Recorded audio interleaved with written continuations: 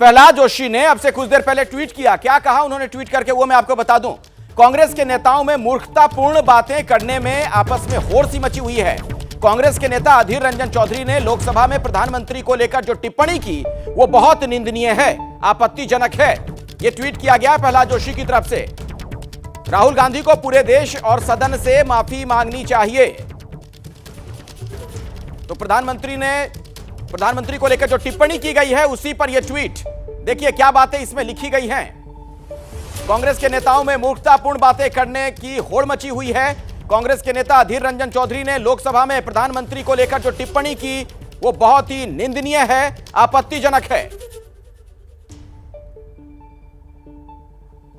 तो ये देखिए ट्वीट जो किया गया प्रहलाद जोशी की तरफ से, वो आपके सामने।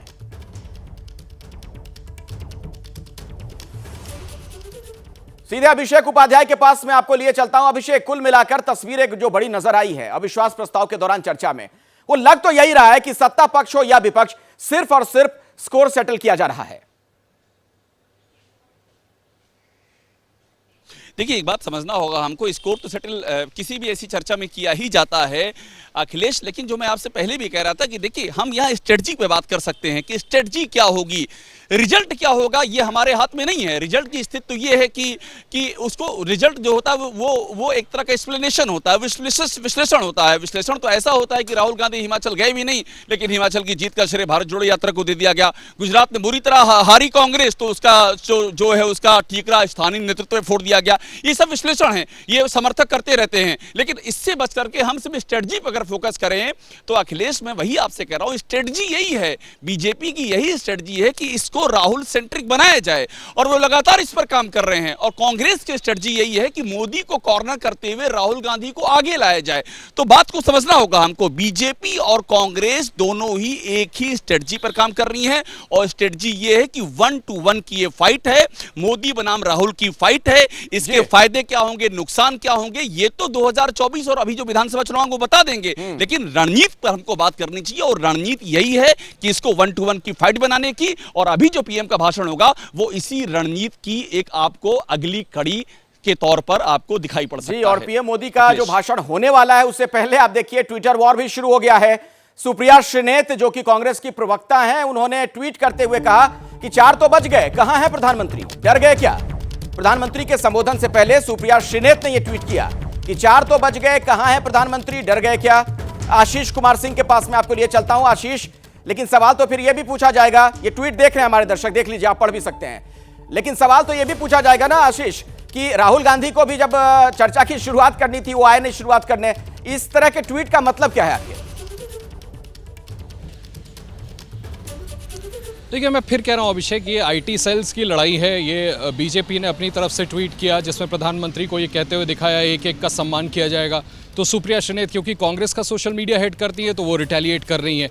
ऐसा कुछ भी नहीं है। हमने तमाम सेशंस, मैंने दशकों कवर किया है पार्लियामेंट। प्रधानमंत्री आने ही वाले होंगे। संभव है कि कोई क्लोज डोर मीटिंग चल रही हो, आखिरी लास्ट मिनट पे भी अपडेट किया जाता है बातें सुन करके कि प्रधानमंत्री को कोई और चीज़ अपने स्पीच में एडअप करने की ज़रूरत है क्या।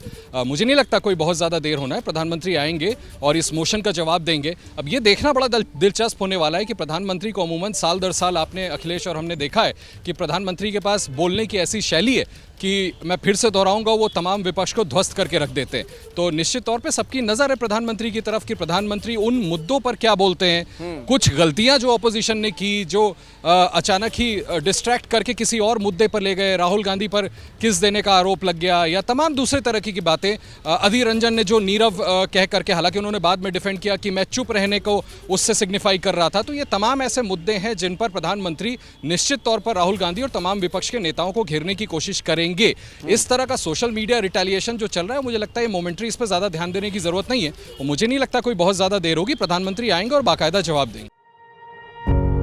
पत्रकारिता कोई इमोशन नहीं है, ना अपना कोई ज्ञान देना है और ना कोई विचार थोपना है। पत्रकारिता क्या है? पत्रकारिता का मतलब है सही जानकारी इकट्ठा करना और तथ्य बताना। पत्रकारिता आज जितने महत्वपूर्ण दौर में है, शायद पहले नहीं थी। इस दौर से निकलने के लिए सिर्फ सच दिखाने की जरूरत है, वो सच जो आपके हित को आगे रखे। इसलिए अब रात 9 बजे प्राइम टाइम नहीं होगा, ये आपका टाइम है। जगविंदर पटियाल के साथ देखिए पब्लिक इंटरेस्ट सोमवार से शुक्रवार रात 9 बजे सिर्फ एबीपी न्यूज पर। एबीपी न्यूज आपको रखे आगे।